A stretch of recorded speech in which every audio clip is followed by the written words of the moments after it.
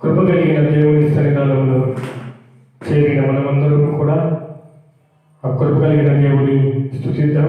కొద్ది నిమిషాలు త్వరలో ఉంచి కళ్ళు మూసుకొని ప్రార్థిద్దాం. తల్లి, మహాపరిశుద్ధుడు నీతిమంతుడైన మా పరలోకపు తండ్రి, నీకు వందనాలు. దేవా, ఈ ఉదయకాలం వందన స్వామి, నీ పరిశుద్ధ ఆలయంలో చేరి ప్రార్థించుకునే కృపను మాకు అనుగ్రహించావు. అందును బట్టి నీకు వెళ్ళలేని స్తోత్రాలు చెల్లిస్తున్నాం. ప్రత్యేకించిన ప్రభువా, ఈ ఆరాధనకు రావాల్సిన బిడ్డల సకాలానికి రావడానికి కృపను చూపించండి. ముఖ్యంగా నా తండ్రి, నీ పాదాలు బట్టి వేడుకుంటున్నాం. నీ రాష్ట్రం ద్వారా నీ మాటలు నా స్వామి వినిపించడానికి సహాయం చేయండి. ఆ మాటలు వినే కృపను మా అందరికీ దయచేయమని, మరి ప్రభువా, ఈ ఆరాధన ఆది నుండి అంతం వరకు మీరే వంటి ఘనత, మహిమ, ప్రభావాలు చెల్లించుకోమని మా ప్రభువైన క్రీస్తు పేరిట నేను అతి వినయంతో వేడుకుంటున్నాం తండ్రి. ఆమేన్. కూర్చున్నాం.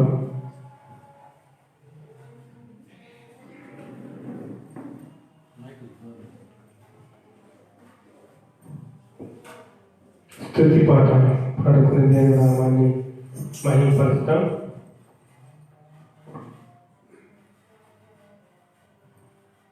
దయగల హృదయుడవు, నీ స్వాస్థ్యము ఎన్నడూ ఎడబాయవు. దయగల హృదయుడవు, నీ స్వాస్థ్యము ఎన్నడూ ఎడబాయవు. ఎడారిలో జలహాసులను త్రోవను ఏర్పరచువాడవు. దయగల హృదయుడవు, నీ స్వాస్థ్యము ఎన్నడూ ఎడబాయవు. ఎడారిలో ఊటలను జలహాసులను త్రోవను ఏర్పరచువాడవు. సర్వలోకము నీకు నమస్కరించి నిన్ను కొనియాడును. సర్వలోకము నీకు నమస్కరించి నిన్ను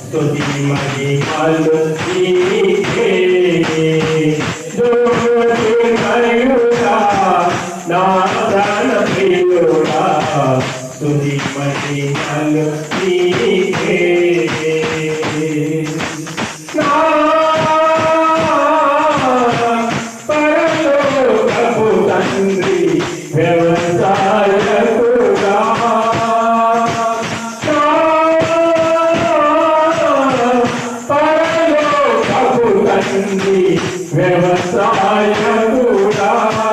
నీ తోటలోని ద్రాక్షవల్లితో నన్ను అంటుబాటి స్థిరపరచావా నీ తోటలోని ద్రాక్షవల్లితో నన్ను అంటుబాటి స్థిరపరచావా జ్యోతిర్మయుడా నా ప్రాణ ప్రియుడా స్తుతి మహిమలు నీకే నా పరలోకపు తండ్రి నా మంచి కుమ్మరి నీకిష్టమైన పాత్రను నన్ను విసిరేయక దారిపై ఉంచావా నీకిష్టమైన పాత్రను నన్ను విసిరేయక దారిపై ఉంచావా జ్యోతిర్మయుడా నా ప్రాణ ప్రియుడా స్తుతి మహిమలు నీకే జ్యోతిర్మయుడా నా ప్రాణ ప్రియుడా స్తుతి మహిమలు నీకే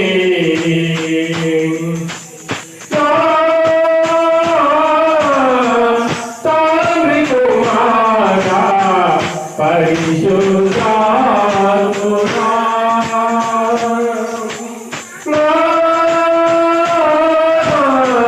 తండ్రి కుమారా పరిశుద్ధాత్ముడా ప్రియక దేవా ఆది సంతోషుడా ప్రియక దేవా ఆది సంతోషుడా నిన్ను నేనే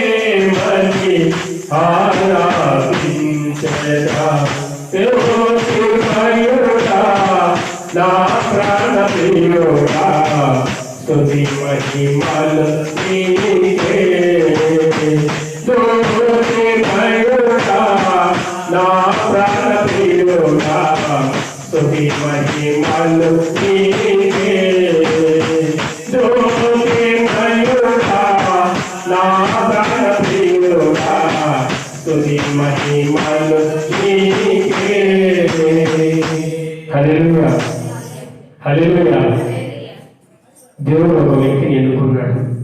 ఎవరు ఆ వ్యక్తి అంటే, ఆ వ్యక్తిని ఎన్నుకున్నప్పుడు ఆ వ్యక్తి ఏం చేసేవాడంటే గొర్రెలు కలుసుకునేవాడు. తన తండ్రికి 8 మంది కుమారులు, 7 మంది కూడా తన తండ్రితో ఉంటారు. చివరి వాడు మటుకు ఎక్కడో పొలంలో గొర్రెలు కలుసుకుంటూ ఉంటాడు. దేవుడు ఒక దైవజనుడికి చెప్పి ఆ కుటుంబంలో ఒక వ్యక్తిని ఆశీర్వదించాలి, అతని రాజుగా చేయాలి అని చెప్పినప్పుడు ఆ ప్రవక్త తండ్రి ఇంటికి వస్తాడు. తండ్రిని పిలిచి నీ కుమారుని పిలువు, వారిని ఒకరిని నేను ఆశీర్వదించాలి, అభిషేకించాలి అని చెప్తాడు. దేవుడు నాకు వాగ్దానం ఇచ్చాడు, నేను ఈ ఇంటికి వచ్చాను అని చెప్తాడు. ఈరోజు దేవుడు మనల్ని ఆశీర్వదించాడు, తండ్రి సంతానాన్ని నడిపించాడు. అయితే ఆది కాలంలో ఒక వ్యక్తిని దేవుడు ఎన్నుకోవాలి, ఆ వ్యక్తిని అభిషేకించాలి. ఎందుకంటే ఆయన ప్రజలను రక్షించడానికి, దేవుడి వైపు మళ్లించడానికి. ఈరోజు మనల్ని అందరినీ కూడా దేవుడు ఎన్నుకోగలిగాడు. ప్రజరా చాలా సంతోషకరమైన విషయం. అప్పుడు ఆ యాజకుడు ఆ కుటుంబానికి వచ్చి తన కుమారుని తన తండ్రికి చెప్పి పిలిపించుకుంటాడు. మంచి బలవంతులే, చాలా పొడగాటి వాళ్ళే, ఎంతో నైపుణ్యం కలిగిన వాళ్ళే. అటువంటి వ్యక్తులే ఆ రోజుల్లో రాజులుగా నియమించేవారు. అయితే 7 మంది పిలిచినప్పుడు ఆ దైవజనుడు అంటాడు, దేవుడు ఒప్పుకోడు వాళ్ళని ఆశ్రయించడానికి. వీళ్ళే మంచి వ్యక్తులు, అన్నిటిలో నైపుణ్యం కలిగిన వ్యక్తులు, తెలివిలోను, జ్ఞానములోను, యుద్ధములోను, ప్రతి విషయంలో కూడా నైపుణ్యం కలిగిన వ్యక్తులు వీళ్ళు చెప్తారు ఆ తండ్రి ఆ దైవజనుడికి. అయితే దేవుడి మతుకు ఆ ప్రవక్తతో చెప్తాడు, వీళ్ళు కాదు అని చెప్పేస్తాడు. హృదయ రహస్యాన్ని ఎరిగిన దేవుడు కాబట్టి వారి హృదయంలో రాజుకు ఉన్న అర్హతలనేవి వాళ్ళకి లేవు. కాబట్టి ఆ యాజకునికి దేవుడు చెప్పేస్తాడు, వీళ్ళు కాదు. ఇంకా ఎవరైనా ఉన్నారా అంటే ఎక్కడో పొలంలో పడి ఉన్నాడు, ఒకడు గొర్రెలు కాసుకుంటూ ఉంటున్నాడు. అది తిని పిలిపించుంటే తను వచ్చిన వెంటనే ఈ వ్యక్తిని దేవుడు ఎన్నుకోగలిగాడు అని చెప్పి ఆ వ్యక్తిని అభిషేకిస్తాడు యాజకుడు. ఇలా ఎవరో వ్యక్తి కాదు, దావీదు. అంతటి గొప్ప వ్యక్తి దావీదు. అయితే దావీదును ఎంతగానో వాడుకున్నాడు దేవుడు, ఆశీర్వదించాడు, రాజుగా నియమించాడు, రాజ్యాన్ని ఇచ్చాడు, అన్నీ ఇచ్చాడు. ప్రతి విషయంలోనూ దేవుడు జయాన్ని ఇస్తూ వచ్చాడు దావీదుకు. చివరికి దావీదు అనుకుంటాడు, నన్ను ఇక్కడ వాణి చేసిన దేవుడికి ఒక మందిరాన్ని కట్టివ్వాలి. అయితే దేవుడు చెప్పేస్తాడు, నీవు మందిరాన్ని కట్టడానికి నేను ఇష్టపడలేదు, నీ కుమారుని ద్వారా కట్టించుకుంటానని చెప్తాడు. పిల్లరా, ఎవరా కుమారుడు అంటే సొలొమోను. అక్కడ కొన్ని విషయాలు రాయబడినాయి, చెప్పడానికి సమయం లేదు కాబట్టి చెప్తున్నాను మీకు. బలిపీఠం కట్టించి బలి అర్పించిన తర్వాత దేవుడు అడుగుతాడు సొలొమోను, నీకేం కావాలి అంటే సొలొమోను అడుగుతాడు, నాకు జ్ఞానాన్ని దయచేయి ప్రభువా అంటాడు. ఈరోజు మన తల్లులు మన తండ్రులు దేవుడు నవ్వుకున్న బిడ్డలే. అయితే మనం ఏ స్థితిలో ఉన్నాము ఒకసారి గమనించాలి. తన తండ్రి దావీదు దేవుడు ఎంచుకున్నాడు, దేవుని మార్గంలో నడిచాడు. దావీదు చెప్తాడు, నేను అందరూ పోయే మార్గంలో వెళ్ళిపోతాను నేను. కాబట్టి మోసే నియమించిన ఆజ్ఞలను పాటించాలి. ఈరోజు మనం ఏ స్థితిలో ఉంటున్నాం? దేవుని ఆరాధించే స్థితిలో ఉన్నామా? దేవుని మాటలు వినే స్థితిలో ఉన్నామా? తల్లిదండ్రులు సంతోషపెట్టే స్థితిలో ఉన్నామా? ఒకసారి గమనించాలి తల్లి. మనం క్రైస్తవులుగా పుట్టాం. దేవుని నమ్ముకున్నాడు దావీదు, నీతిగా నడవగలిగాడు, దేవుని మాటలు వినగలిగాడు, దేవుని మాటలు నడవగలిగాడు, దేవుడికి మందిరాన్ని కట్టివ్వడానికే సిద్ధపడ్డాడు. అయితే తను చేసిన ఒక చిన్న పాపము ద్వారా నీ చేతులు అపవిత్రమైపోయాయి, రక్తంతో నిండి ఉన్నాడు నీ చేతులు, కాబట్టి నువ్వు కట్టడానికి నేను ఇష్టపడను దావీదు అని చెప్పేశాడు దేవుడు. సొలొమోను ద్వారా దేవుడు మందిరాన్ని నిర్మించుకోగలిగాడు. సొలొమోను దేవుడిని ప్రార్థించినప్పుడు దేవుడు ఏం కోరుతాడు? దేవుడు ఏమన్నా అడగతాడంటే, ఏం కావాలి సొలొమోను అంటే, నాకు జ్ఞానాన్ని దయచేయని చెప్తాడు. అప్పుడు దేవుడు సొలొమోనుకి ఆయుష్తో పాటు, జ్ఞానంతో పాటు ఆయుష్, ధనాన్ని, రాజ్యాన్ని ఇవన్నీ కూడా ఇవ్వగలుగుతాడు దేవుడు. కాబట్టి ఈరోజు దేవుని ఆజ్ఞలు అంటే తల్లిదండ్రులు మనకి ఏం చెప్పారో వాటిని ప్రవర్తిస్తూ వాటి వాటి ప్రకారం నడుచుకోగలిగితే దేవుడు అన్ని కూడా మనకు సమకూరుస్తాడు. ఒక విషయం ఇక్కడ చెప్పవలసిన విషయం ఏమిటంటే, తల్లిదండ్రులు దుఃఖం పెడితే మనకంటూ సంతోషం అనేది ఉండదు మన జీవితంలో. వాళ్ళు ఏం చెప్తారో, వాళ్ళు ఎంచుకున్న మార్గం దేవుని మార్గం, ఆ మార్గంలో మనం నడుచుకుంటే నిజంగా తల్లిదండ్రులే కాదు దేవుడినే సంతోషపెట్టి వాళ్ళు కాగలుగుతాం. దేవుడికి కావాల్సిన అన్ని కూడా మనకు మన జీవితంలో సమకూరుస్తాడు. కాబట్టి పిల్లరా, ఈ సమయంలో ఆయన ప్రార్థన వల్ల, సొలొమోను ప్రార్థన వల్ల అన్ని పొందుకోగలిగారు. ఈరోజు దైవ సంఘాలలో కూర్చున్న మనందరం కూడా కొద్ది విషయాలు వేసి నిలబడి ఆ కృపలను దేవుడి స్థితిద్దామా తల్లి? ప్లేస్ నిలబడ్డాము. సర్వశక్తివంతుడైన దేవుడి స్థితిద్దాం. కొద్ది నిమిషాలు దైవ సేవకులు మన దగ్గర ఉంటున్నారు కాబట్టి మనందరం కలిసి నిలబడి కొద్ది నిమిషాలు కొద్దిగా దేవుడిని స్థుతిద్దాం తల్లి. యేసయ్యాని స్తోత్రాలు స్తోత్రాలు స్తోత్రాలు స్తోత్రాలు స్తోత్రాలు స్తోత్రాలు స్తోత్రాలు. సర్వశక్తిమంతుడా నీకు స్తోత్రాలు స్తోత్రాలు స్తోత్రాలు నా తండ్రి. యేసయ్యా నీకు స్తోత్రాలు స్తోత్రాలు స్తోత్రాలు స్తోత్రాలు స్తోత్రాలు స్తోత్రాలు. Praise the Lord. Hallelujah. Hallelujah. సర్వయుగములలో సజీవుడవు సరిపోతగలనా నీ సామర్థ్యమును కొనియాడతగినది నీ దివ్య తేజస్సు. నా ధ్యానం నా ప్రాణం నీవేసయ్యా సరిపోసగలనా నీ సామర్థ్యమును కొనియాడతగినది నీవే తేజం నా ధ్యానం నా ప్రాణం నీవేసయ్యా నా ధ్యానం నా ప్రాణం నీవేసయ్యా ప్రేమతో ప్రాణము అర్పించినావు శ్రమల సంఖ్యలనిగా శత్రువును కరుణించువాడవు నీవే ప్రేమతో ప్రాణము అర్పించినావు శ్రమల సంఖ్యలనిగా శత్రువును కరుణించువాడవు నీవే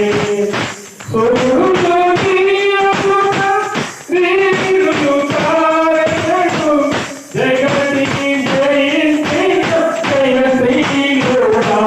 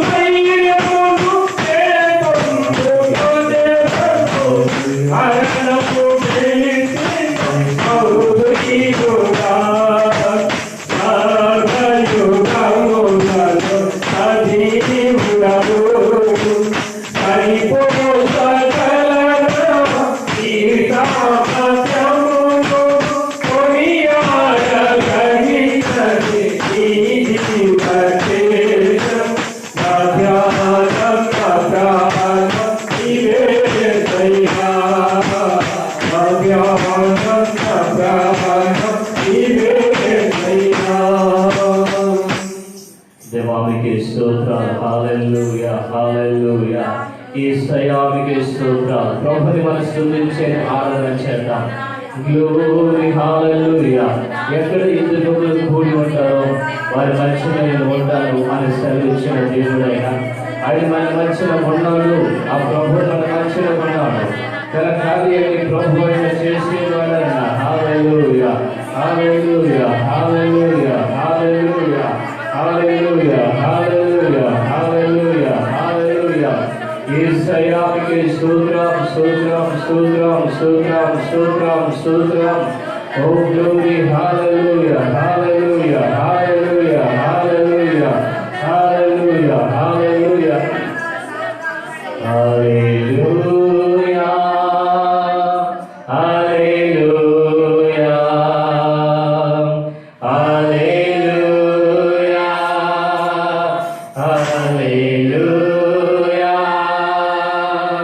హల్లెలూయా హల్లెలూయా హల్లెలూయా హల్లెలూయా హల్లెలూయా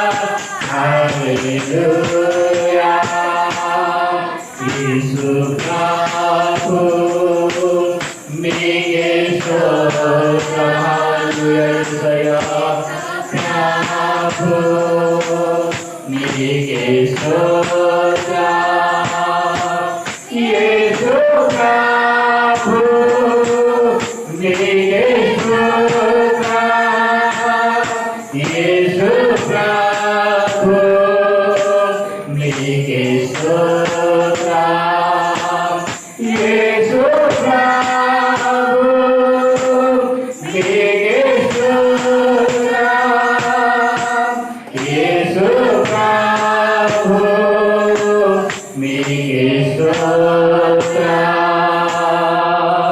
పరిశుద్ధాత్మ మీకే స్తోత్రం పరిశుద్ధాత్మ మీకే స్తోత్రం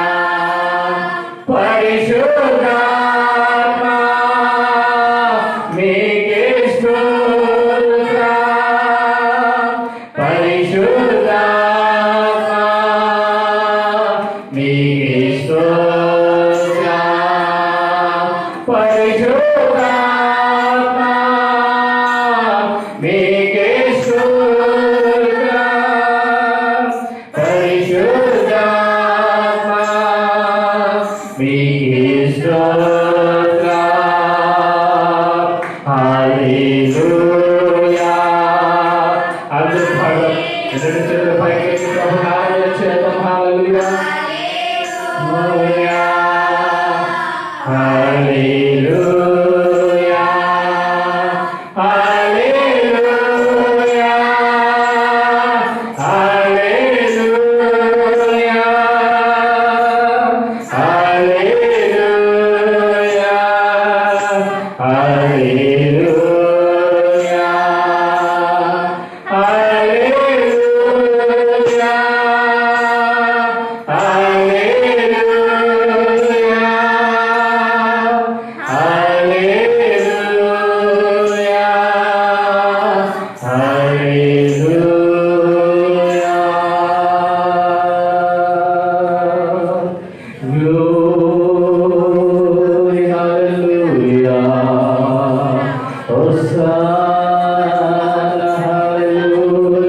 హల్లెలూయా హల్లెలూయా హల్లెలూయా హల్లెలూయా హల్లెలూయా హల్లెలూయా హల్లెలూయా దేవానికి స్తోత్రం స్తోత్రం స్తోత్రం స్తోత్రం స్తోత్రం స్తోత్రం స్తోత్రం గ్లోరీ హల్లెలూయా హల్లెలూయా హల్లెలూయా హల్లెలూయా హల్లెలూయా హల్లెలూయా కృప కలిగిన మా తండ్రి నీతిమంతుడా సర్వోన్నతుడా యేసు మీకు వందనాలు ప్రభు నాయన దేవా నా తండ్రి ఈ యొక్క పునరుద్ధరణ దినాన మీ పాదాల చెంతకు రావడానికి నా ప్రభా మీరు చూపిన మహాకృపకి మీకు స్తోత్రాలు ప్రభు నాయన మీరు చాలిన దేవుడుగాను కృపగల దేవుడుగా మీరు మా మధ్యన మీరు ఉన్నందుకు మీకు స్తోత్రాలు స్వామి మీరే బలపరచండి మీ సన్నిధిని అనుభవించే కృప మీరు మాకు దయచేయమని ప్రార్థన చేస్తున్నాం దేవా మాతో మీరు మాట్లాడండి యేసయ్యా మాతో మీరు మాట్లాడండి ప్రభావికి స్తోత్రాలు ప్రభు నాయన ఘనత మీకు యేసు నామమున ప్రార్థన చేసేసరికి వేడుకొనుచున్నాము తండ్రి ఆమేన్ ఆమేన్ కూర్చున్నాం ముందు కుర్చీలు ఖాళీగా ఉన్నాయి కుర్చీలో వచ్చి కూర్చోండి కింద కూర్చోవద్దండి అమ్మ నా మాట వినాలి దయచేసి కుర్చీలోకి వచ్చి కూర్చోండి కింద చల్లగా ఉంది కుర్చీలు వేసింది మీకోసం కింద కూర్చోవద్దండి పైన కూర్చోండి మీ బలహీనతలకు మరి నేను బాధ్యత కాను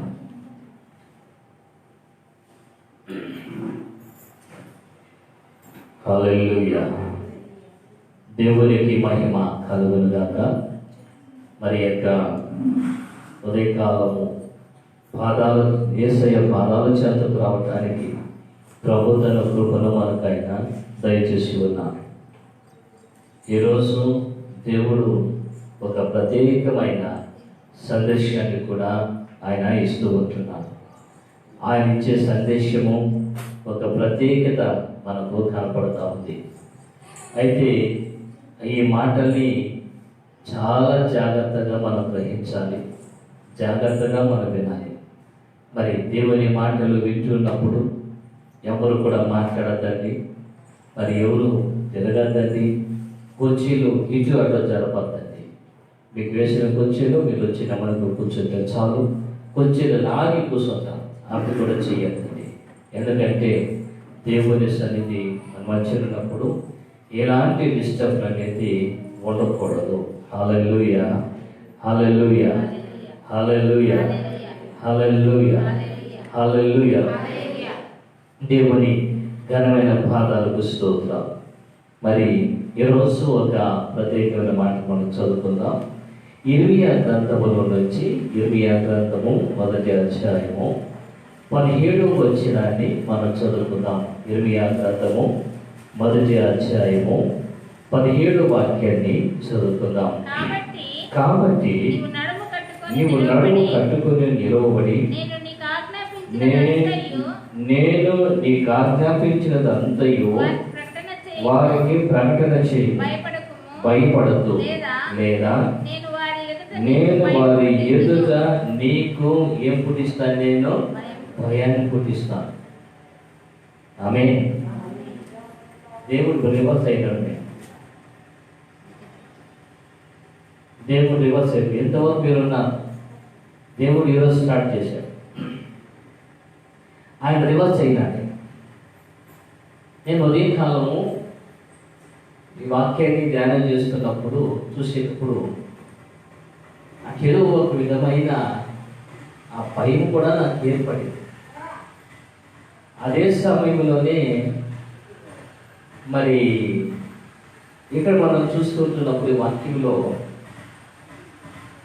కాబట్టి నీవు నడుముని నడుము కట్టుకొని నిలవబడి, నీ నడుములు కట్టుకొని నిలవబడి నేను ఏదైతే నీకు ఆజ్ఞాపించానో వాటిని ప్రకటన చేయి. నువ్వు భయపడదు. నువ్వు భయపడితే వాళ్ళ దగ్గర నేనేం చేస్తాను? నిన్ను భయపెడతాను అంటున్నా. నేను భయపెడతాను అని అంటున్నా. ప్రియమైన దేవుని బిడ్డలారా, దేవుని యొక్క ఆలోచన లేకపోతే దేవుని యొక్క మాటల్ని మనం జాగ్రత్తగా మనం ఆలోచన చేస్తే దేవుడు ఏ మాటనైతే ఆజ్ఞాపిస్తాడో ఆ మాటని దాచిపెట్టకూడదట. ఆ మాటని వెళ్ళి చెప్పు. వారు రాజులు కానీ, అధికారులు కానీ, డబ్బు ఉన్నవారు కానీ, డబ్బు లేనివారు కానీ, ఎవరైనా సరే నువ్వు భయపడద్దు. నేను నీకు ఏదైతే ఆజ్ఞాపిస్తున్నానో ఆ మాటలకు వెళ్ళి నువ్వు చెప్పు. నువ్వు చెప్పలేదో సరే, మళ్ళీ నేను ఏం చేస్తానంటే వాళ్ళ దగ్గర నీకు భయం కలిగించే విధంగా నేను చేస్తాను, నేను వదిలిపెట్టను అని మాట్లాడుతుంటున్నాను. ఆ మాట అంటే మొట్టమొదటిగా మనము సిద్ధపడాలి. నీకు నీవుగా సిద్ధపడాలి, నాకు నేనుగా సిద్ధపడాలి. మనము సిద్ధపాటు కలిగి ఉండాలి. ప్రతి క్రైస్తవ సమాజం అనేది దేవుని ఎరిగినాము చెప్తున్న ప్రతి వ్యక్తి కూడా సిద్ధపడే ఉండాలి. సిద్ధపాటు లేకపోతే, సిద్ధపడి ఇక్కడ రాకపోతే నీ ఆరాధన కావచ్చు, లేక వాక్యం బోధించేది కావచ్చు, లేకపోతే నువ్వు వినేది ఏదైనా సరే, అవి ఏవి కూడా నీ దృష్టికి, నీ మనసుకి ఎక్కువ వాక్యం. ఎందుకంటే కదా దేవుని వాక్యము చాలా స్పష్టమైన రీతిగా హెచ్చరికిస్తావు, చాలా స్పష్టమైన రీతిలో హెచ్చరికిస్తావు. నువ్వు సిద్ధపడి ఉండాలి. బైబిల్ ఏమంటుందంటే యెహెజ్కేలు గ్రంథంలో మాట రాయబడింది, నీవు సిద్ధపడి నీతో కూడా ఉన్న వారిని సిద్ధపరచుము అని మాట్లాడుతూ ఉంటున్నా. అంటే నువ్వు ప్రతి విషయానికి కూడా సిద్ధపడి ఉండాలి. ఈ మధ్య నాకు 2 వారాలు ముందు, అంతకుముందు వారము నాకు ఫోన్ వచ్చారు. ఏమంటే అబ్బాయి మిలిటరీలో ఆర్మీలో పనిచేస్తున్నాడు, ఇక్కడికి వచ్చాడు, అతనికి బాగలేదు, అనారోగ్య పరిస్థితి వచ్చింది, ఇక్కడికి వచ్చాడు, ఆరోగ్యం కొదట పడింది. మరి అతని ఆలోచన ఏమంటే పెళ్లి చేసుకుని ఒకేసారి వెళ్ళిపోదామని ఆలోచన కలిగి ఉన్నాడు. తన కుటుంబంలో తన అన్నలు ఏం చేసేదంటే, నువ్వు డ్యూటీకి వెళ్ళిపోతే బలవంతంగా చేసి పంపించేశారు. అక్కడికి ఆయన వెళ్ళేటప్పుడు కూడా మనసు బాధతోనే వెళ్ళాడు. ఎందుకు నేను ఉంటానంటే పంపించేస్తూ ఉంటున్నారే, నన్ను ఉండనివ్వలేదే అని బాధతో వెళ్ళాడు. వెళ్ళి తను చేసే డ్యూటీ ఏమంటే ఆ గన్నులన్నీ కూడా శుభ్రం చేసి అవి కరెక్ట్గా పనిచేస్తాయా లేదా అని చెప్పి గమనించే బాధ్యత ఆయనకునే డ్యూటీ అది. అయితే డ్యూటీకి వెళితే ఆడు ఉన్న మనసు బాగలేదు, తన మనసు ఏదో తరగా ఉంది, కూర్చున్నాడు, వెళ్ళాడు. ఆ గన్నులో మరి ఒకసారి ఆ యొక్క దాన్ని ఏమంటారు, రైఫిల్ పెడతారు, ఆ గుండ్లు పెడతారు. ఒకసారి ఆన్ అయితే 100 గుండ్లు బయలుదేరుతాయి. అతను ఏదో ఆలోచన చేస్తూ ఉండి దాన్ని తుడిచి నొక్కిన తర్వాత దాన్ని నొక్కేశాడు. ఇక ఆ రూమ్ అంతా కూడా ఏమైపోయిందంటే అతను పీసులు అయిపోయాడు. దాన్ని ఆపేవాడు లేడు. ఇక ఆ శుభ్రం చేస్తున్నాడు, తన ఆలోచనలు వేరుగా ఉన్నాయి, తను సిద్ధపడలేదు, కానీ వెళ్ళి అది చేస్తున్నప్పుడు అది ఆ గన్ను పేలి ఆయన చనిపోయాడు. మరి పేపర్ కూడా వేశారు, అతని మన బాడీ కూడా వచ్చారు. ఎందుకంటే సిద్ధపడకపోతే మనను కూడా సాతానుడు వాడు కాలుస్తాడు, నాశనం చేస్తాడు. దేవుని మాటలను విననివ్వడు, దేవుని సన్నిధికి రానివ్వడు, ప్రార్థన చేయనివ్వడు, దేవుని ఆజ్ఞల ప్రకారంగా నడవనివ్వడు. నువ్వు సిద్ధపాటు లేకపోతే. సంగమా, ఈరోజు ఆలోచించండి, ఎంతమంది సిద్ధపడి ఇక్కడికి వచ్చి కూర్చున్నారు నాకైతే తెలియదు. కానీ అయితే దేవుడు మాత్రం ఖచ్చితంగా స్పష్టమైన రీతిలో ఆయన మాట్లాడుతూ ఉంటున్నాడు. సిద్ధపడకపోతే ఆ పరిస్థితి అట్లా ఉంటుంది. అక్కడ చూడండి ఆయన పరిస్థితి ఏమిటంటే భయం లేదు. సిద్ధపడగలిగే వ్యక్తి నిర్లక్ష్యం ఎక్కువ. అదే నేను చెప్పేది. సిద్ధపడిన వ్యక్తి నిర్లక్ష్యం ఎక్కువ, భయం ఉండదు, భక్తి ఉండదు. దేవుని సన్నిధికి క్రమంగా రావాలని కూడా ఆ ఇంగిత జ్ఞానం మనుషుడికి లేకుండా బ్రతుకుతూ ఉంటున్నాం. నీ డ్యూటీకి వెళ్ళినప్పుడు అంత ఆలస్యంగా పరిగెత్తావా? ఆలస్యంగా ఉంటావా? నువ్వు పరుగులు చేస్తావే. ఎక్కడికి వెళ్ళాలంటే ఎంత పరుగులు చూసుకుని వెళ్తావు నువ్వు. జాగ్రత్త, దేవుడు ఈ రోజు నాకు ఆజ్ఞాపించినది, భయపడద్దు, నేను ఆజ్ఞాపించింది చెప్పే అన్నాడు. ఇది నీకు శాపంగా మార్చబడుతుంది. ఇది దేవుని యొక్క సన్నిధిని నిర్లక్ష్యం చేస్తున్నారు, దేవుని నిర్లక్ష్యం చేసుకుంటున్నారు.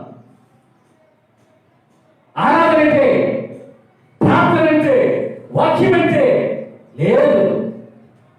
ఎందుకు మీకు ఈ భక్తి? వేషధారణ బ్రతికేంటంటే చచ్చిపోవటం లేదు కదా.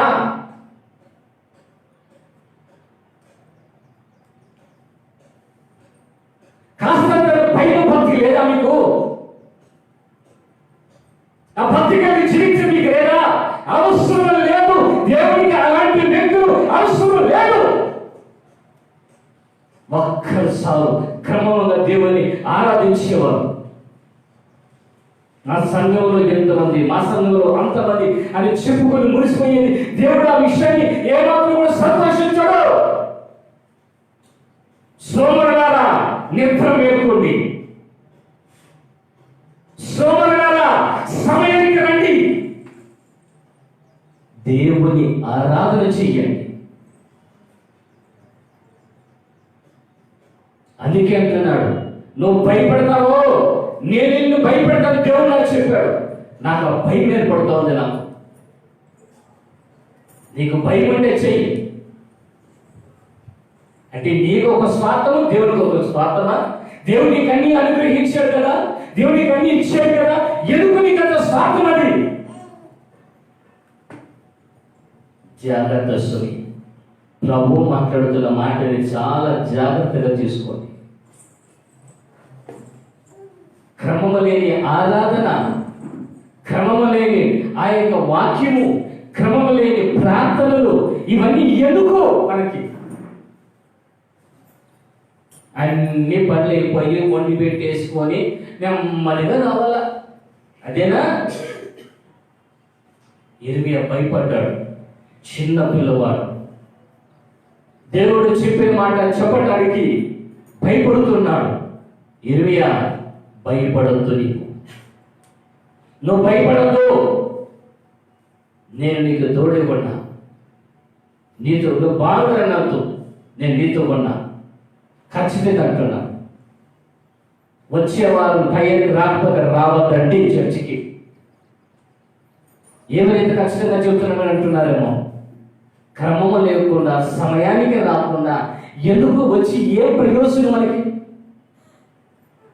కనీసం కూలికి పోయే వాళ్ళు కూడా 6 గంటలకు ఒకసారి 7 గంటలకు 6 గంటలకు పోతే అప్పటికి వంట చేసుకొని క్యాడ్ వేసుకొని బుష్ చేసుకొని ఆటోలో కూర్చుంటారు కూలి చేసేవాళ్ళు.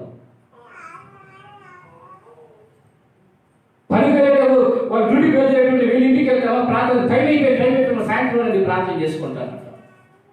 అయితే దేవుని దగ్గరికి ఎందుకు అంత నిర్లక్ష్యం? నీకు జాగ్రత్త, మళ్ళీ చెప్తున్నా నేను, కొని తెచ్చుకోవద్దండి. కుటుంబానికి కొని తెచ్చుకోవద్దండి. ఇర్మియా భయపడితే ఆయన చెప్తున్న మాట ఏమంటే, అప్పుడు యెహోవా చెయ్యి చాపి నా నోరును బట్టి ఇలాగూ సెలవిచ్చును, ఇదిగో నేను నీ నోట నా మాటలు ఉంచి ఉన్నాను, తెల్లగించుటకును, వెలుగొట్టడానికి, నశింప చేయుటకు, పడద్రోయుటకును, కట్టుటకును, నాటుటకును, నేను ఈ దినమున జనముల మీద రాజ్యముల మీదను నేను నియమించి ఉన్నాను. దేవుడు నాకు ఇచ్చే ఈరోజు మాట నేను నియమించేశాను. నేను భయపడద్దండి. దేవుడు నాకు చెప్పిన మాట, భయపడద్దు. నేను ఏదైతే నేను చెప్తున్నానో ఆ మాటని నువ్వు ఆపద్దు. వాళ్ళు ఏమనుకుంటారు నీకు అవసరం లేదు. నేను చెప్పిన మాటలు ఖచ్చితంగా చెప్పు.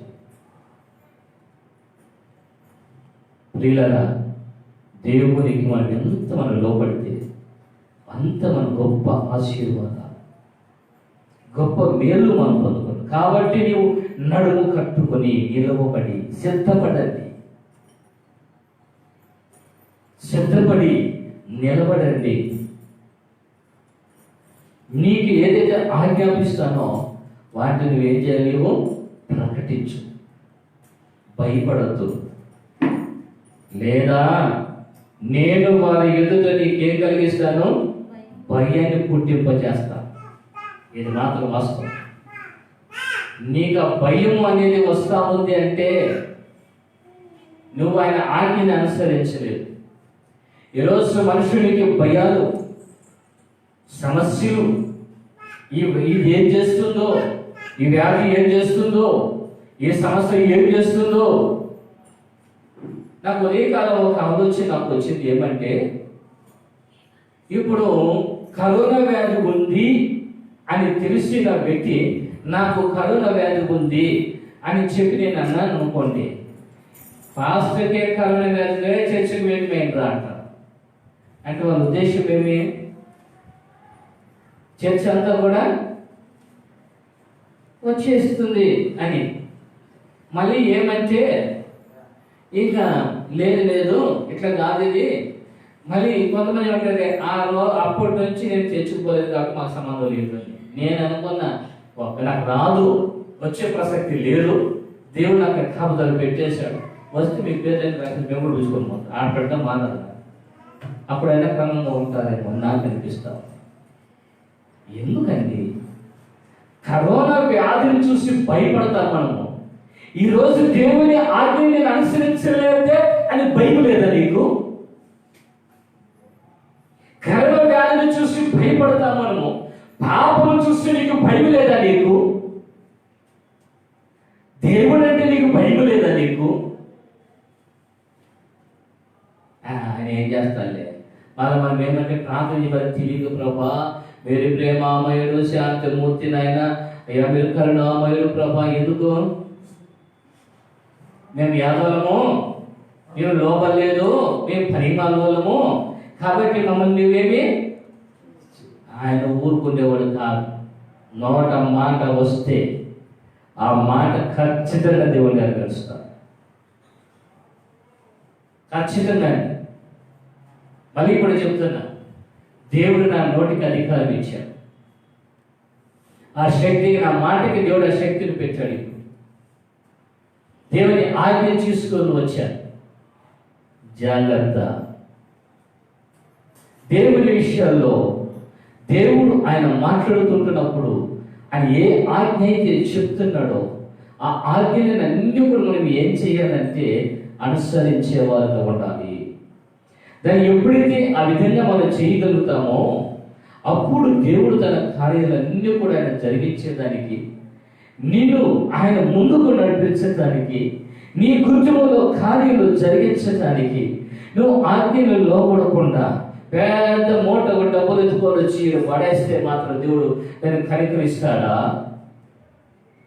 దేవుని ఆజ్ఞని వినలేదండి అందరియ సభ్యులలో.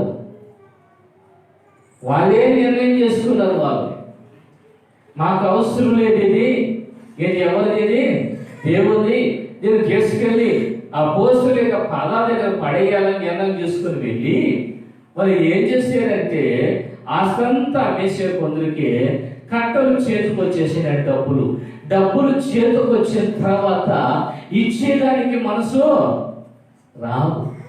మనకు బాగలేనప్పుడు నోటి మాట ఎంతసేపు, ఇది బాగైపోతే ఇది ఎవరికి ఇచ్చేస్తాను? నేను దేవుడికి ఇచ్చేస్తాను. ఒక తల్లి నిండు చూల ఆమె నన్ను ఇంటికి పిలిపించి, అన్న ప్రార్థన చేయండి అన్న. చాలా 15 సంవత్సరాల తర్వాత గర్భఫలము దేవుడు ఇచ్చాడు. అది మీరు ప్రార్థన చేశారు, దేవుడు ఇచ్చాడు. డాక్టర్ గారి దగ్గరికి వెళితే డాక్టర్ గారు ఏమన్నారంటే, మరి ఇన్ని సంవత్సరాలు లేట్ అయింది కదమ్మా, కాబట్టి నీకు డెలివరీ అయితే కాదు, నువ్వు చేయాల్సింది ఏమంటే ఆపరేషన్ నీకు చేయాలి. ఇంటికి వచ్చేసి కూర్చొని ఆమె ఆలోచన చేశాను. ఏమంటే, యేసయ్యా నాకు ఆపరేషన్ కాకూడదు. డాక్టర్ అడిగింది, ఆపరేషన్ అయితే ఎంత ఖర్చు అవుతుంది? డాక్టర్ నేను అయిపోగా 20,000 అన్నా. 20,000 వరకు కావచ్చమ్మా, మీ ఖర్చులు, హాస్పిటల్ ఖర్చులు, ఆపరేషన్కి డాక్టర్లు పిలిపించేది, ఇవన్నీ కూడా 20,000 వరకు అవుతుంది. ఇంటికి వచ్చి ఆమె ఏమనిందంటే, అన్న నాకు ఆపరేషన్ కాకుండా ప్రార్థన చెయ్యన్నా అని. సరే ప్రార్థన చేశాను. దేవుని మహాకృప ఆదివారం ఆ రోజు నేను రామసముద్రంలో ఆడు చూసుకొని ఇక్కడికి రావాలి. వాక్యం మధ్యాహ్నం 3 గంటలకు ఆరాధన ఉండేది.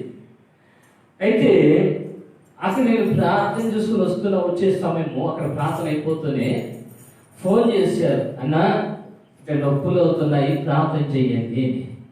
ప్రార్థన చేశాం. ప్రార్థన చేస్తే 1:05 ఆదివారం రోజు పెద్ద కుమార్తె పుట్టారు. నార్మల్ డెలివరీ అయిపోయారు. సరే అన్న అయిపోయాది. మాకు బట్టలు, పాస్టర్లకు బట్టలు తీసి పెట్టారు, బాగానే ఉంది. ఇంటికి రమ్మన్న బిడ్డను వేయాలన్నా మీరు రండి అని అన్నాను. పోయినా ప్రార్థన చేసిన ఉయ్యాలు వేసిన తర్వాత ఆమె ఖర్చులు కట్టుకొని ఆ డబ్బులు, ఇప్పుడంటే 2,000 ఇవి ఉండేది కానీ అప్పుడు 100 రూపాయలు 500 ఉన్నాయి.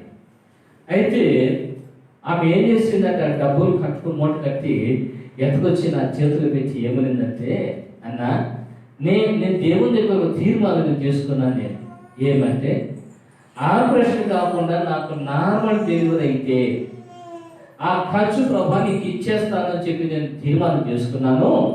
కాబట్టి నాకు దేవుడు ఆపరేషన్ చేయలేదు, నార్మల్ డెలివరీ చేశాడు. కాబట్టి ఈ డబ్బు నాది కాదు, దేవునికి నేను ఏం చేసినా, నేను నిబంధన చేసుకున్నాను. హల్లెలూయా, హల్లెలూయా. అట్లా ఇచ్చేసిందండి. ఇప్పుడు కూడా పోయి అడగండి, చెప్తాను. కట్టకని పాలన మెచ్చి పోయి అడగండి, రాగలేమని.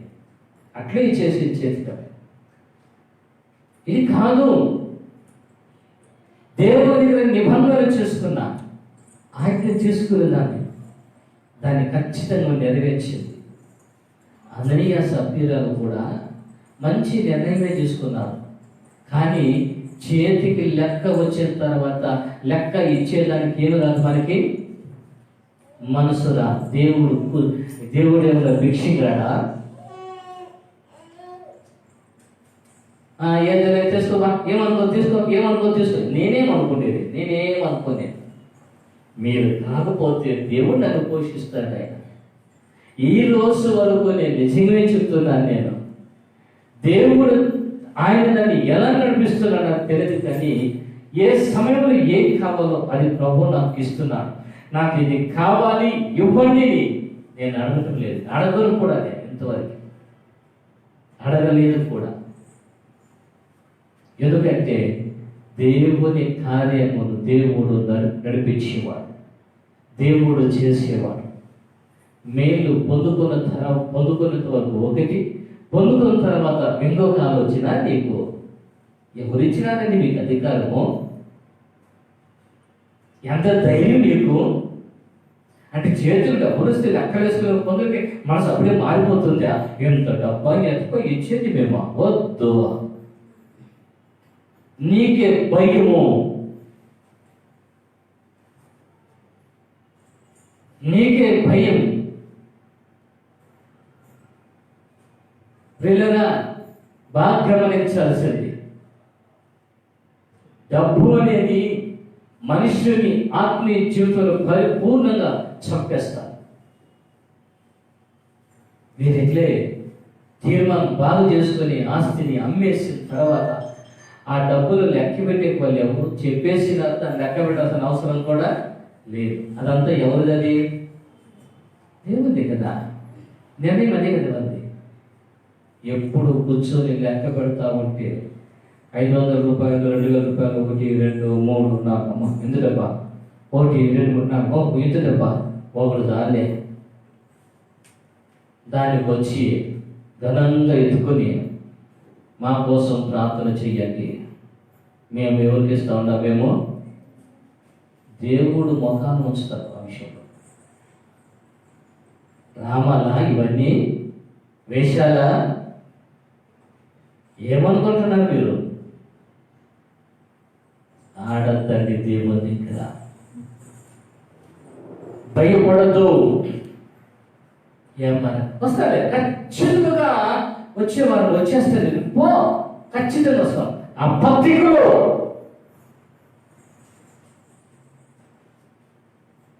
నూట 76 అబద్ధాలు చెప్పుకుంటా నువ్వండి ఆయన పదం. నేను నాకు అబద్ధం అంటే నచ్చదు. అబద్ధికులారా, అబద్ధమైన మాటలు మాట్లాడుతున్నారే, తప్పు కదా. దేవుడు ఒక్క మాట అంటున్నాడు. నిర్గమకాండంలో 3వ అధ్యాయము 12వ వచనాలు చూడండి. నిర్గమకాండము 3వ అధ్యాయము 12వ వచనం.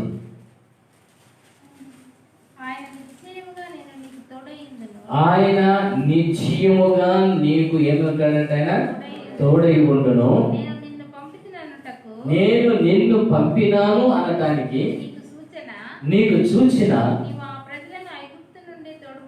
ఆ ప్రజలను ఐగుప్తుల నుంచి తోడుకుని వచ్చిన తర్వాత ఈ పర్వతం మీద ఎవరు చేయాలంట? దేవుని సేవించాలి. హల్లెలూయా. మోషే నేను పిలిచినాను అనటానికి ఐగుప్తు దేశంలో నుండి ఈ ప్రజలు నేను బయట తీసుకొని వస్తే మరి అది చూసిన తర్వాత నేను నీకు ఉన్నాను అని నువ్వు తెలుసుకో. అప్పుడు ఏం చేయాలంటే ఈ పర్వతం మీద మీరు ఏం చేయాలంట? దేవుణ్ణి సేవించాలి. హల్లెలూయా. దేవుని ఏం చేయాలా? సేవించాలి. ఎక్కడ సేవించాలా? ఎక్కడి నుంచి వచ్చిన తర్వాత? ఐగుప్తు దేశం నుంచి బయట వచ్చిన తర్వాత. నేను నీతో కూడా ఉన్నాను అని తెలుసుకో. అప్పుడు పర్వతం మీదకు వచ్చి నువ్వు ఏం చేయాలి? నన్ను సేవించు. హల్లెలూయా. దేవుని మనం ఏం చేయాలా?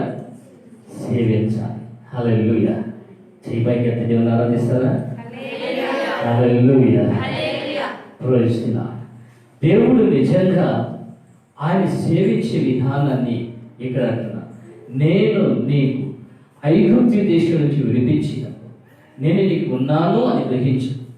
ఒక సమస్య నుంచి దేవుడిని విడిపించిన తర్వాత, ఇబ్బంది నుంచి దేవుడు విడిపించిన తర్వాత, కష్టము నుంచి దేవుడు విడిపించిన తర్వాత, ఆ స్థితిలో నుంచి నువ్వు బయట వచ్చిన తర్వాత పర్వతం మీదకి వెళ్ళి దేవుని నువ్వు ఆరాధన చేయాలి, దేవుని సేవించాలన్నమాట. నీకు బాగలేకపోతే పాస్టర్ గారిని రాత్రుల్లో కూడా నిద్రపోని. అమ్మా నాకు బాగలేదంటే వినరు. పాస్టర్ గారు మీరు రావాలా నీవు కాబట్టి ఇంకో పాస్టర్ నేర్పించుకొని ప్రార్థన చేసుకుంటావు.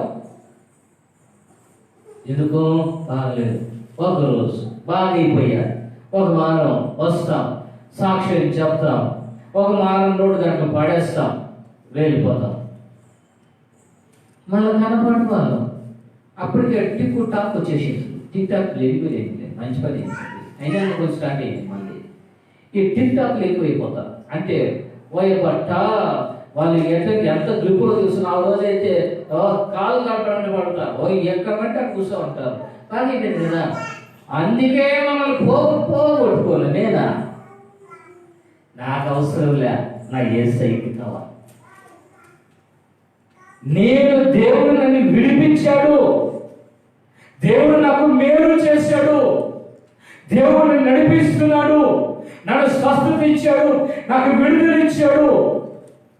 నేను దేవుని ఏం చేయాలి? ఆరాధించాలి. హల్లెలూయా, హల్లెలూయా. ధనము హెచ్చినా, బలము హెచ్చినా, ధనము హెచ్చినా, బలము హెచ్చినా, నిన్ను విడువను యేసయ్యా. నిన్ను ఆరాధించెదను,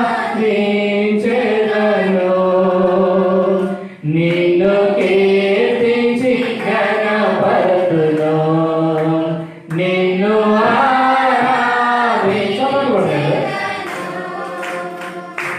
నిన్ను కీర్తించి ఘనపరతును. హల్లెలూయా, హల్లెలూయా, హల్లెలూయా, హల్లెలూయా, హల్లెలూయా. యేసయ్యా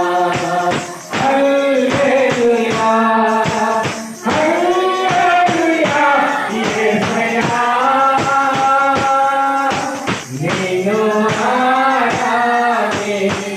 ఆరాధించెదను, నిన్ను కీర్తించి ఘనపరతును, నిన్ను ఆరాధించెదను, నిన్ను కీర్తించి ఘనపరతును. తల్లి మరచినా, తండ్రి వేసినా, తల్లి మరచినా, తండ్రి వేసినా, నిన్ను విడువను యేసయ్యా. నిన్ను ఆరాధించెదను, నిన్ను కీర్తించి ఘనపరతును, నిన్ను ఆరాధించెదను, నిన్ను కీర్తించి ఘనపరతును. హల్లెలూయా, హల్లెలూయా, హల్లెలూయా. యేసయ్యా నిన్ను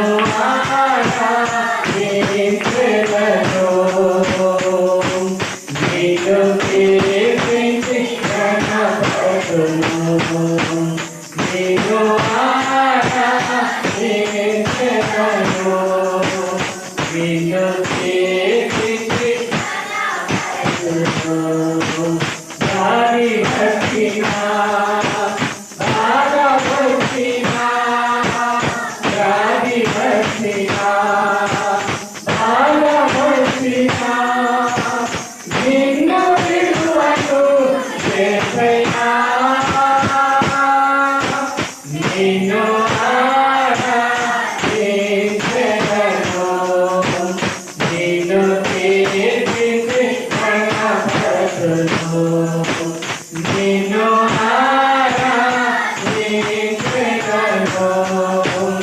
నిన్ను కీర్తించి ఘనపరచును. హల్లెలూయా హల్లెలూయా హల్లెలూయా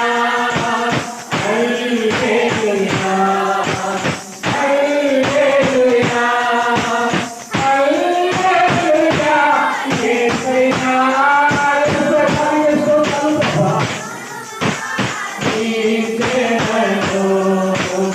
నిన్ను కీర్తించి ఘనపరచును. నిన్ను ఆరాధించెదను. నిన్ను కీర్తించి ఘనపరచును. కష్టమొచ్చినా నష్టమొచ్చినా కష్టమొచ్చినా నష్టమొచ్చినా నిన్ను విడువను యేసయ్యా. నిన్ను ఆరాధించెదను. నిన్ను కీర్తించి ఘనపరచును. హల్లెలూయా హల్లెలూయా హల్లెలూయా యేసయ్యా. నిన్ను ఆరాధించెదను. నిన్ను కీర్తించి ఘనపరచును. దేవుడు చెప్పిన మాట ఐగుప్తు నుంచి విడిపింపబడిన తర్వాత నేను మీకు తోడే ఉన్నానని మీరు గ్రహించండి. శ్రమల నుంచి మీరు విడిపింపబడిన తర్వాత నేను మీకు తోడే ఉన్నానని గ్రహించండి. మీరు ఇబ్బందుల్లో నుంచి మీరు తప్పింపబడిన తర్వాత నేను మీకు తోడే ఉన్నానని గ్రహించండి. మీరు కష్టంలో ఉన్నప్పుడు విడిపింపబడిన తర్వాత నేను మీకు తోడే ఉన్నానని చెప్పి గ్రహించండి. మీరు బయట వచ్చిన మీరు పర్వతం మీదకి వెళ్ళి దేవుని ఆరాధించమని మాట్లాడుతున్నాను, సేవించమని చెప్తూ ఉంటున్నాను. ఈరోజు ఎంతమంది కృతజ్ఞత కలిగి ఉంటున్నారు, ఎంతమంది కృతజ్ఞత కలిగి నడుచుకుంటున్నారు. ఆలోచన చేసావా? నీ మనసాక్షి నీకు ఏం చెప్పలేదా? నీకు అయ్యో నేను ఎంతో శ్రమలో ఉన్నప్పుడు, బాధల్లో ఉన్నప్పుడు, దురాత్మ చేత పీడింపబడుతున్నప్పుడు, సమస్యలో ఉన్నప్పుడు ప్రార్థించిన తర్వాత దేవుడు నాకు మేలు చేశాడే, ఆయన సన్నిధిని ఎలా నేను విడిచిపెట్టేది? నేను మనిషినేనా? ఆ గ్రహింపు నీకుందా? ఆ గ్రహింపు ఉన్నవాడు ఎవరు నేను బ్రతిమలాడాల్సిన అవసరం లేదు, ఎవరిని రమ్మని చెప్పాల్సిన అవసరం లేదు. నీకు నీవుగా నువ్వు వచ్చి దేవుళ్ళు ఆరాధన చేయగలుగుతావు. మోషే నువ్వు భయపడదు, ఎందుకంటే మోషే కూడా భయపడ్డాడు. ఆయన వారు నాకెందుకులే ఈ పని నాకు వద్దు, ఏదో కాసేపు ఆరాధన చేయమని చేస్తాను నేను, నాకైతే ఈ పని నాకు వద్దు అని చెప్తూ ఉంటే దేవుడు చూసి మోషే జాగ్రత్తగా నేను మీతో ఉన్నాను మోషే. ఇశ్రాయేలు ఐగుప్తు నుంచి బయట వచ్చిన తర్వాత నేను నీకు తోడే ఉన్నానని గ్రహించలేవు. బయట వచ్చిన తర్వాత మోషేకి ఇంకా గట్టి నమ్మకం ఏర్పడింది. వెంటనే దేవుని సేవించగలిగాడు, దేవుని కనపరచగలిగాడు. ఆయన ఎందుకో తెలుసా? ఆయన నన్ను ఏం చేశాడైనా విడిపించాడు, నాకు తోడుగా ఉన్నా. నిన్ను పంపుతున్న దేవుడు లోకంలో నీకు పట్టిన దేవుడు నీకు ఏమై ఉంటాడంటే తోడై ఉంటాడు. కానీ నువ్వు భయపడద్దు. నీవు ఏ విషయంలో కూడా భయపడద్దు. నీవు హల్లెలూయా. ఏ విషయంలో కూడా భయపడద్దు. నీవు దేవుడు నీకు అని ఏమై ఉంటాడైనా తోడై ఉంటాడైనా. హల్లెలూయా. అని ఏమై ఉంటాడైనా తోడుగా ఉంటాడా ఉండడా? ఏమైనా డౌటా? మీకు డౌట్ ఎక్కువే. మనం ఏమైందంటే ఏడు పెట్టి చూస్తే మేము అనిపించేట మళ్ళా మనకు అనుమానం, మేలు పొందు మళ్ళీ మనకు అనుమానం, స్వస్థత పొందింటాం మళ్ళీ మనకు అనుమానం, విడుదల పొందింటాం మళ్ళీ మనకు అనుమానం. అన్ని అనుమానాలు బతికేమంది. విశ్వసించేట మళ్ళీ అనుమానం. ఈ అనుమాన దయ్యం ఎప్పుడు పోతుందో నాకు తెలియదు. ఈ దయ్యం పోవాలి ఫస్ట్. అనుమానం లేదండి. మోషే నిలబడ్డాడు, రాజు దగ్గరికి వెళ్ళి ధైర్యంగా నిలబడ్డాడు. రాజా, ప్రజల్ని తీసుకెళ్తున్నాం, దేవుడు ఆజ్ఞాపించాడని.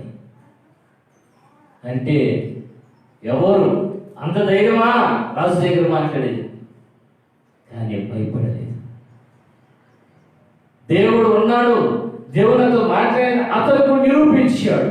అతను కర్రను తీసుకుని అక్కడ వేసిన తర్వాత ఆ కర్ర పామైపోయారు. ఆ తోక పట్టుకుని తిరిగి కర్ర అయిపోయారు. అద్భుతాన్ని చూశాడు రాజు, ఐగుప్తు రాజు ఫరో. కానీ కఠినం పోలే. కొంతమంది హృదయాలు బండ కఠినం. ఏమన్నా చెప్పు, నా మతం నాదే, నా మాట నాదే, నా ప్రవర్తన నాది, నేను ఇంతే. ఇది మారదు, కఠినము. దేవుడు మాట్లాడినా కూడా మారదు. మారండిరా, జాగ్రత్త, భయపడండిరా దేవునికి. దేవుడు తన కార్యాలు చేయని అన్న. నేను నీకు ఏమై ఉన్నానో తోడై ఉన్నా. ఎందుకు భయం నీకు? పాపం చేసేదానికి భయంలే, దేవుని దగ్గరకు వచ్చే మాత్రం భయం కదా. వద్దండి, దేవుని సన్నిధి చాలా భయభక్తులతో మనం కూడుకున్నది. ఆ విషయంలో దేవుడు మనకు సహాయం చేయాలి. అందుకే దయచేసి మళ్ళీ చెబుతున్నాను నేను విషయాన్ని. ఇకనైనా మారండి. మారకపోతే దేవుడు, నేను కాదు కదా, దేవుడే మిమ్మల్ని వదిలేస్తున్నాను. నేను కాదు కదా, దేవుడే వదిలిపెట్టేస్తాను. వారు చేయరాని కార్యాలకు, భ్రష్ట ఆత్మకు దేవుడు వారిని అప్పగించిన. రోమపత్రిక 1వ అధ్యాయంలో భ్రష్టాత్మకి వెళ్ళిపోతారు, భ్రష్టులు వెళ్ళిపోతారు. భ్రష్టులు కావద్దండి, లోబడండి దేవునికి. హల్లెలూయా. దేవునికి లోబడండి, ఆయన చిత్తానుగుణంగా నడుచుకోండి. ప్రభువుని కనికరించేవాడు. కాబట్టి ఇర్మియా, నేను నీకేదైతే ఆజ్ఞాపించినాను, నువ్వు సిద్ధపడి వెళ్ళి నేను ఆజ్ఞాపించినవని కూడా ప్రకటించు. భయపడద్దు. లేదా నువ్వు భయపడితే వారి ఎదుట నేను నీకు భయాన్ని పుట్టింపచేస్తాను. ఎవరు తరమకుండానే పారిపోతావు. ఆ భయం నేను తరుముతాను. నిలబడలేవు. మళ్ళీ వెళ్ళిపోయిన సాతానుడు మరి 7 చెడ్డ దయ్యాలు తీసుకొని వచ్చి కాపురం చేస్తాడు. మొదటి స్థితి కంటే కడుపుడి స్థితి ఘోరము. మత్తయి సువార్త 12వ అధ్యాయం. ఆ ఘోరమైన స్థితిలో పెరిగిపోతారా? ఆ మాట చెప్పి ముగిస్తున్నాను. మత్తయి సువార్తలో 12వ అధ్యాయం 13వ వచనం చూద్దాం. మత్తయి సువార్త 12వ అధ్యాయం 13వ వచనం. 12-13 తొందరగా చదవాలి. మత్తయి సువార్త 12వ అధ్యాయం 13వ వచనం. తెలుగు రాదా? చదివేది రాదా మీకు? ఆ మనుషుడితో నీ చెయ్యి చాపమనెను. చెయ్యి చాపగా ఆ, అది బాగుపడెను. ఆ, అంతటా సరే. మత్తయి సువార్త, క్షమించండి, మత్తయి సువార్త 10వ అధ్యాయము మత్తయి సువార్త 10వ అధ్యాయం 28వ వచనం. క్షమించండి. మరియు ఆత్మను చంపనేరక ఆత్మను చంపనేరక దేహమునే చంపు వారికి భయపడదు గాని ఆత్మను దేహమును కూడా దేహమును ఆత్మను నరకములో పంపించేవానికి మిక్కిలి భయపడు. ఈరోజు ఎవరికి భయపడతాం మనము? మనుష్యునికి భయపడతాం. శరీరము చంపు వారికి మీరు భయపడద్దండి. ఆత్మను శరీరమును చంపి నరకానికి పంపేవారికి మీరు భయపడండి అని దేవుడు అంటున్నారు. వారికి భయపడమంటున్నారు దేవుడు. ఈరోజు మీ ఆత్మను చంపిన వారు లేరా? నీ కుటుంబంలో లేరా? నేను చంపిన వారికి భర్త కాదా? నీ భార్య కాదా? మీ తల్లిదండ్రులు కాదా? మీ పిల్లలు కాదా? మిమ్మల్ని చంపుతున్నది ఎవరు? మీ ఇంట్లోనే, బయటలు కాదు. నీకు నీవే చంపుకుంటున్నావు.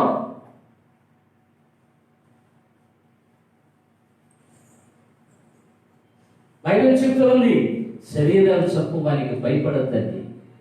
ఆత్మను శరీరమును నరకములో పంపేవానికి మీరు భయపడండి.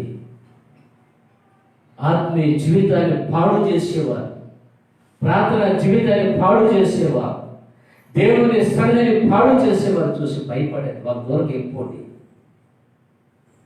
వాళ్ళ ద్వారా నీకు ఎంత లాభమన్నా ఉండొచ్చు, ఎంత నీకు లభించవచ్చు వాళ్ళ ద్వారా, అయినా కూడా వారి దూరంగా ఉండమంటున్నాడు దేవుడు. ఎందుకంటే దేవునికి మనం లోబడాలి. యిర్మీయాను దేవుడు సిద్ధపరిచిన విధానాన్ని దేవుడు నీకు కూడా ఆయన సిద్ధపరుస్తూ ఉంటున్నాడు. నీవు దయచేసి నువ్వు సిద్ధపడు, అనేకులు సిద్ధపరచు. దేవుడు ఆజ్ఞాపించినవి వెళ్ళి చెప్పడానికి ఆలస్యం చేయదు. వారికి భయపడుతూ నీవు భయపడితే, లేదా నేను వారి మధ్యన, వారి దగ్గర, వారి ఎదుట, వారి ద్వారా నీకు భయాన్ని పుట్టింపచేస్తాను. నిలబడలేము నీవు. కాబట్టి ప్రియమైన దేవుని పిల్లగా ఈరోజు ఆలోచించి ఒక మంచి నిర్ణయం తీసుకో. ఈ రోజు నుంచి అయినా ప్రభు ఆజ్ఞ ప్రకారంగా నడుము. నీకు ఆయన ఆజ్ఞ నీకేం చెప్పేది దాన్ని ప్రకటించి నువ్వు దాని ప్రకారంగా నడుచుకోలేవు. భయపడద్దు, దేవుడు నీకు తోడుగా ఉంటాడు. మోషేకి తోడైన దేవుడు నీకు తోడేయబడ్డా? నేను విడిపించాడా? దేవుడు నేను విడిపించాడు, మేలు చేశాడు. ఏది దేవుని ఆరాధన చేస్తున్నావా? దేవుని కనపరుస్తున్నావా నీవు? ఆయన అంటే లేదే, ఏదో నీలో ఆలోచనలు ఉన్నాయే తప్ప దేవుని సన్నిధిని పోగొట్టుకుంటున్నావు. జాగ్రత్త. వెళ్ళిపోయిన సాతానుడు మరి 7 చెడ్డ దయ్యాలు తీసుకొచ్చి నీలో కాపురం చేస్తే నీ స్థితి ఎంత ఘోరం. భక్తి కోల్పోతే, ప్రార్థన కోల్పోతే, ఆత్మీయత కోల్పోతే చెడ్డ దయ్యాలు నీలో వచ్చి కాపురం చేస్తాయి. అలాంటి వ్యక్తులు కోపం ఉంటుంది, అలాంటి వ్యక్తులు లోపడరు, అలాంటి వ్యక్తులు తిండిపోతులుగా, నిద్రపోతులుగా, తిరుగుపోతులుగా, మరి లోబడిన వారుగా ఆ కార్యాలు చేస్తూ ఉంటారు. ఎందుకో తెలుసా? వారిలో దేవుని ఆజ్ఞలు లేదు కాబట్టి. అవి లేకుండా నువ్వు ఎంత బైబిల్ ఎత్తుకుంటే ఏమది? వింటున్నావు, గ్రహించటం లేదు. వింటున్నావు, నడవటము లేదు, వాక్యానుసారంగా ప్రవర్తించటము లేదు. వీని విదిలించుకొని వెళ్ళిపోతున్నా. కుక్క పలుకున్నప్పుడు వెచ్చదనానికి ఏం చేస్తుందంటే ఆ మట్టినైతే మీద వేసుకుంటాను, చక్కగా నిద్రపోతాను. అది లేచిన తర్వాత లేచి ఎదురించుకొని వెళ్ళిపోతారు. దాంతో పని లేదు. కూర్చున్నాం, వెచ్చగా ఉండటానికి వాక్యాన్ని తీసుకుంటున్నాం, అన్నీ తీసుకుంటున్నాం. లేచి పోయేటప్పుడు విడిదించుకొని వెళ్ళిపోతున్నాం. కుక్కకి మనిషికి ఎక్కడ తేడా? వాక్యం గ్రహించినట్లయితే ఆ వాక్యానుసారం నడుచుకునే వ్యక్తి కాదా? మీరు అనుకోవచ్చు, ఈరోజు మా పాస్టర్ గారి బీపీ వచ్చి నాకు బీపీ రాలేదు. నాకు పరిశుద్ధాత్మ ఆ విషయంతో నేను మాట్లాడుతున్నా. దేవుడు దాచిపెట్టద్దు. నీకు నేను భయం పుట్టింపచేస్తాను. నాకు అవసరం లేదా భయం? దేవుడు నాకు తోడుగా ఉన్నాడు. కాబట్టి ఇంక నుంచి నేను రానులే, అయిపోయింది ఏమన్నా కానీ నాకు సమస్య లేదు. నష్టపోవద్దండి, మళ్ళీ చెప్తున్నా, నష్టపోవద్దండి. దేవుని కార్యాన్ని ఎదురు చూడండి. అందుకే ఇర్మియాకు చెప్పిన మాట, వారికి భయపడద్దు, నేను విడిపించుటకు నేను తోడే ఉన్నాను, ఇదే యెహోవా. అప్పుడు యెహోవా చెయ్యి చాపి నా నోరు బట్టి ఇలాగూ సెలవిచ్చాడు, ఇదిగో నేను నీ నోటి మాట, నా మాటలు ఉంచి ఉన్నాను, తొలగించడానికి, విరగొట్టడానికి, నశింప చేయటానికి, పడద్రోయటానికి, కట్టడానికి, నాటడానికి. నేను ఏ దినమున జనముల మీదను రాజ్యముల మీదను నిన్ను నియమించి ఉన్నాను. మొదట అధ్యాయం 8 నుంచి 10 వచనాలు చదివినాను. నేను నియమించాను అంటే దేవుడు మనకు అన్నీ ఏం చేశాడు? ఆయన అధికారాలు ఇచ్చినాడా లేదా? నాకు ఇచ్చినాడప్ప. మీకు ఇచ్చింది ఒకసారి దేవుని స్తోత్రం చెప్పండి. దేవుడు మనకి ఏమి ఇచ్చాడు? ఆయన అధికారం ఇచ్చాడు. అయితే ఆయన ఆజ్ఞను మాత్రం మనం ఏం చేయాలి? మనము ఆయన ఏది ఆజ్ఞాపిస్తాడో దాన్ని ఖచ్చితంగా ప్రకటించాలి. ఏది ఆజ్ఞాపిస్తాడో దాన్ని ఖచ్చితంగా చేయాలి. అప్పుడే దేవుని కృపను పొందుకోగలుగుతాం. ప్రార్థన చేసుకుందామా? ఒక్కసారి లేచి నిలబడండి. పరలోకపు తండ్రి దగ్గర ప్రార్థన చేద్దాం. దేవుని సన్నిధానములో ప్రభా, మీరు ఎంతవరకు నాకు కృప చూపించారు. మీకు వందనాలు, స్తోత్రములు ప్రభా. ఈరోజు ముఖసూటిగా ఖచ్చితంగా మాతో ఈ మాట మీ కోపం తెచ్చుకోవడం కాదు, కానీ మీ మాటకు లోబడేది నాకు నేర్పించు ప్రభా. మీ మాటకు లోబడేది నాకు నేర్పించున్నాను. మీ మాటకు లోబడేది నాకు నేర్పించున్నాను. హల్లెలూయా. దేవానికి స్తోత్రాలు ప్రభా. గ్లోరీ గ్లోరీ హల్లెలూయా.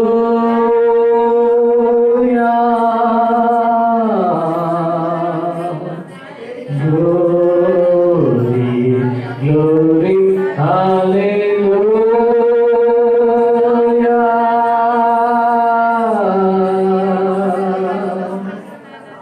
ప్రభావికే స్తోత్రాలు స్వామి. నైనా మీరు బలపరచండి స్వామి. అవును ప్రభా, ఈ ఆజ్ఞలు ప్రభా మీరు కాక ప్రకటించడానికి లోబడక, లోకానికి భయపడి మనుషులకు భయపడుతున్నట్టు జీవిస్తున్నాక చేస్తున్నాం. అందుకే మీరు అంటున్నారు, లేదా వారి ఎదుగుని భయాన్ని పుట్టింపు చేస్తారని చెప్పిన దేవుడు ప్రభా. వద్దు స్వామి, మీకు లోబడదాం ప్రభా, మీకు భయపడతాం ప్రభా. మీరు చెప్పిన మాటలు మీరు చెప్తాం. మేము సిద్ధపడాలి ప్రభా, మేము సిద్ధపడాలి ప్రభా. నాయన మీరు ఈ కృప దయచేయండి. ప్రతి వ్యక్తిని కూడా మీరు బలపరిచిన తండ్రి నాయన. మోషేకి మీరు తోడే ఉన్న దేవుడు ప్రభా నా తండ్రి నాయన. మీరు కూడా మాకందరికీ మీరు తోడే అయ్యా. శ్రమ నుంచి విడిపిపడిన తర్వాత నేను మీకు తోడే ఉన్నది గ్రహించమని చెప్పారు ప్రభా. ఆ దిన తర్వాత మిమ్మల్ని గణపరచిన విషయాన్ని తెలియజేశా. మిమ్మల్ని గణపరిచే కృప మీరు మాకు దయచేయమని యేసు నామమున ప్రార్థన చేస్తున్నాము తండ్రి. పాట పాడుతున్నప్పుడు కార్యక్రమం సమర్పించుకోవడం.